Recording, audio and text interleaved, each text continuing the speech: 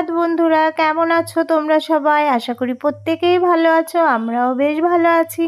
এখন সকাল 6:30 বাজে। সারাদিনের ব্লগটা তোমাদের সঙ্গে নিয়ে শুরু করে দিলাম। তো তোমরা সবাই সারাদিনের ভিডিওটা আমার সঙ্গে থেকে দেখতে থাকো, একটু হলেও ভালো লাগবে। তো এই যে সকালবেলা ঘুমের থেকে উঠেই আমি কিন্তু আগেই তুলসী মন্দিরটায় জল দিয়ে তারপরে জামা কাপড় টাপড় ছেড়ে একটু ফ্রেশ হয়ে সোজা ফুল তুলে চলে এসেছি ঠাকুর ঘরে। ঠাকুর ঘরে এসে কি বলো তো, আজকে তো বৃহস্পতিবারের দিন তো ধরো একটু কাজ থাকে ঠাকুর ঘরে। সমস্ত বাসনগুলো বের করে ধুয়ে মেজে নেব। আর মা যেহেতু বাড়িতে নেই, মা একটু বেড়াতে গেছে, তো মা থাকলে তো এদিকটা মা সামলে দেয়, কোনো সমস্যা হয় না। তো আমি তো এখন এইগুলো করব আর কি। সকালবেলার দিকটায় যদি না করি না, ওদিকটা অনেকটা বেলা হয়ে যাবে, রান্নাঘরের থেকে এসে আর ভালো লাগবে না। তো যার কারণে সকালবেলায় কিন্তু আমি আগেই মানে রান্নাঘরের দিকে যাইনি, আগে চলে আসলাম ঠাকুর ঘরে। ভাবলাম এই দিকটা সেরে নিই। আর এই দিকটা সারা হলে কি বলো তো, তখন চান করে আর কি পুজো দিতেও ভালো লাগবে। তো ওর জন্য আগে ঠাকুর ঘরের কাজটা কমপ্লিট করে নিচ্ছি। এই যে এর মধ্যে কিন্তু মোছামুছিটা করে নিচ্ছে। আর দেখো এত সকালবেলা বেশ রোদ উঠে গেছে। মানে দুদিন একটু বৃষ্টি হয়েছিল, ঠান্ডা ঠান্ডা, আর এখন আবার প্রচণ্ড গরম পড়েছে, যার কারণে যত সকাল সকাল কাজগুলো সেরে ফেলা যায়। তার কারণে হচ্ছে কি, আমি এই যে সকালবেলা উঠেই আগে ঘুমের থেকে উঠেই উপরে চলে এসে সমস্ত কাজগুলো আর কি করে নিচ্ছি। তো সমস্ত কাজগুলো এক এক করে গুছিয়ে নিলে কি বলো তো, নিচে গিয়ে আর মাথার মধ্যে সেই ব্যস্ততা তো কাজ করবে না। তো এর মধ্যে এই যে বাসনগুলো, ঘর মুছে বাসনগুলো মাজতে লেগে গেছি। আর এখন তো পিতলের বাসন মাজা কোনো সমস্যাই নেই। এই যে লেবু মাখিয়ে নেব, নিয়ে একটু 5 মিনিট মতো রেখে দিয়ে না একটু ডলা দিলে সব বাসনগুলো চকচক করবে। তো কি ভালো লাগে জানো তো, পিতলের বাসনগুলো দেখতে এত ভালো লাগে, একটু ভালো করে মেজে নিলে মানে খুবই ভালো লাগে। সারা বছর এখন কোনো না কোনো টক পাওয়াই যায়, সিজনাল টকগুলো আর কি। এখন যেমন আম আর পাতিলেবু, কোনো সমস্যা হয় না ঠাকুরের বাসনগুলো একটু পরিষ্কার পরিচ্ছন্ন রেখে দেওয়ার। যার জন্য সমস্ত বাসনগুলো এই যে সব আবার একটু পরিষ্কার করে মেজে ধুয়ে গুছিয়ে নিলাম। আর বেশ ভালোও লাগে। মানে যখন দেখবো পরিষ্কার জিনিসপত্র, তখন নিজের মনের মধ্যে মানে আরেকটা আলাদা রকমের মানে অনুভূতি, যে কি সুন্দর যাক বাসনগুলো। আর একটু নোংরা ধরলে না তখন আর ভাল লাগে না।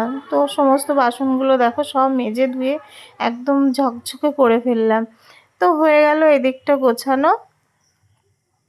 যে কোনো কাজই নিজের মতন করে যদি পরিষ্কার করে করা যায় না, মানে এত ভালো লাগে। তো এই যে সব বাসনগুলো দেখো ধুয়ে এক এক করে আমি রেখে নিলাম।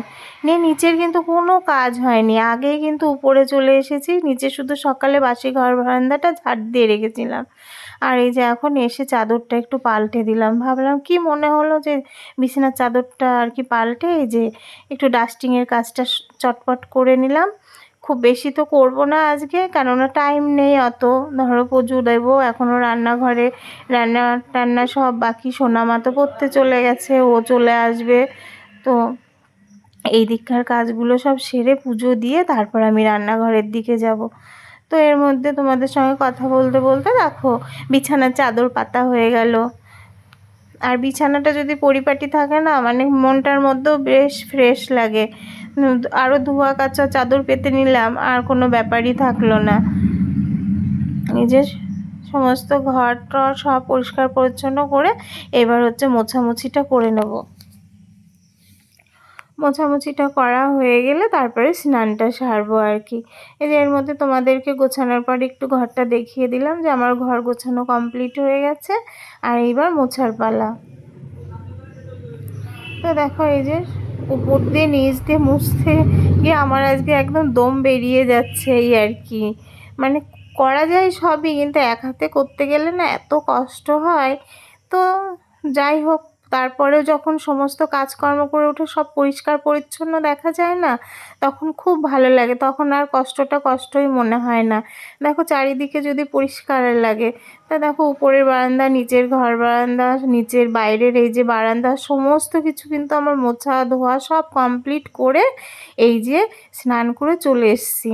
এসে এবার নিজেরও তো একটু যত্ন করতে হয়, তাই না? মাথাটা একটু ঘষে এই যে চুলগুলোকে একটু ছাড়িয়ে নিয়ে ক্রিম লাগিয়ে নিলাম। নিয়ে একটু সিঁদুর পরে নেবো, আজকে যেহেতু বৃহস্পতিবার। একটু আলতাও পরবো। তো সিঁদুরটা পরে নিলাম, নিয়ে তারপরে জামা কাপড়গুলো তো কাচা ধোয়া ছিল, সেগুলো এখন আবার এক এক করে সব মেলে নিই। কী বলো তো, পুজো দিতে গেলে এসে দেখবো সব শুকিয়ে গেছে, মানে মেলতে যেটুকু দেরি, যা রোদ।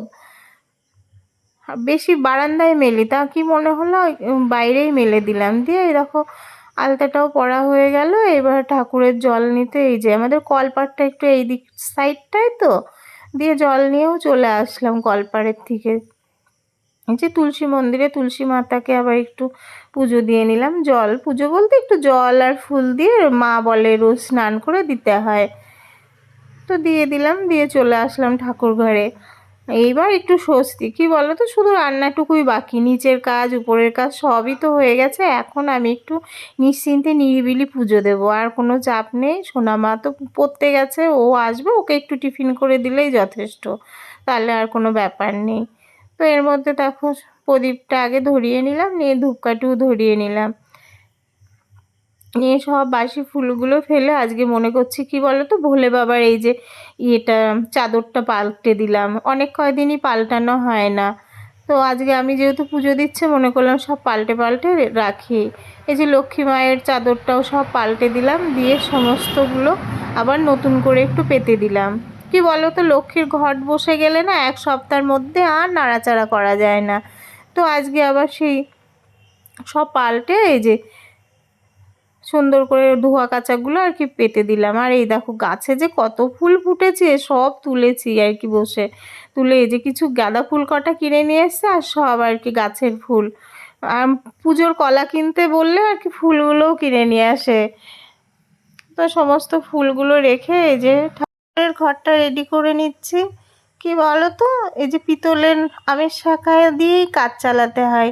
গাছে যদি না আমের পল্লব তুলতে যায়, পাঁচটা পাতা কখনোই ঠিকঠাক ভালো পাওয়া যায় না, কোনোটা হয়তো একটু ফুটো, কোনোটায় পোকায় খাওয়া, যার জন্য পিতলেরটা দিয়ে কাজ চালিয়ে নিতে হয়। আর এই যে পিতলের ডাব কলা নিয়ে এসছে, কি মনে হলো পিতলের ডাব দিয়েই পেতে দিই।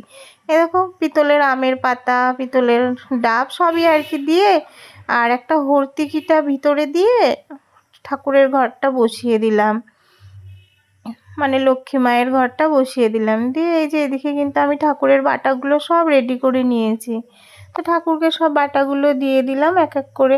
এদিকে দেখো রাধা গোবিন্দ আছে, সমস্ত রাধা গোবিন্দ পঞ্চতত্ত্ব সবাইকে তুলসী পাতা ফুল দিয়ে দিলাম। আর এদিকে সব নৈবেদ্যগুলোতেও তুলসী পাতা যে ঠাকুরের যেরকম দিতে হয় দিয়ে এই যে একটু আরতি করে নিলাম।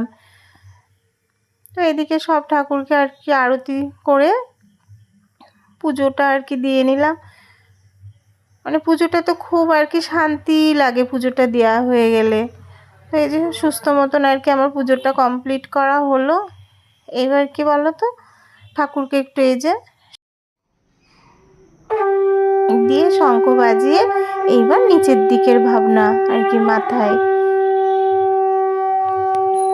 ঠাকুরের তো শঙ্খ বাজানো হয়ে গেল, দিয়ে মোটামুটি আমার এই পুজো সম্পূর্ণ কমপ্লিট হয়ে গেছে।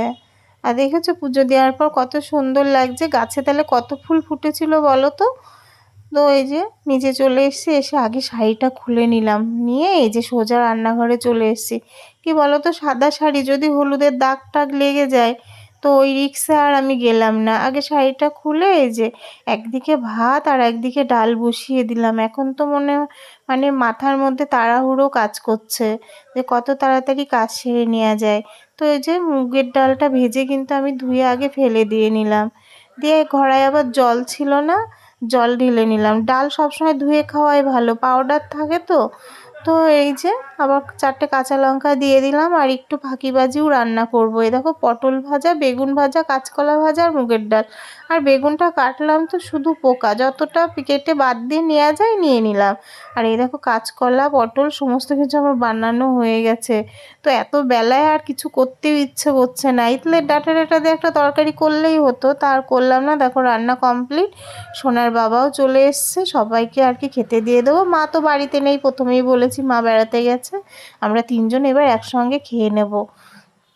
তো আজকের মতন ভিডিওটা এটুকুই বন্ধুরা। তোমাদের কেমন লাগলো আমার পুরো ভিডিওটা তো অবশ্যই কমেন্ট করে জানিও। আর যারা আমার নতুন বন্ধুরা দেখছো তারা অবশ্যই চ্যানেলটাকে সাবস্ক্রাইব করে দিও।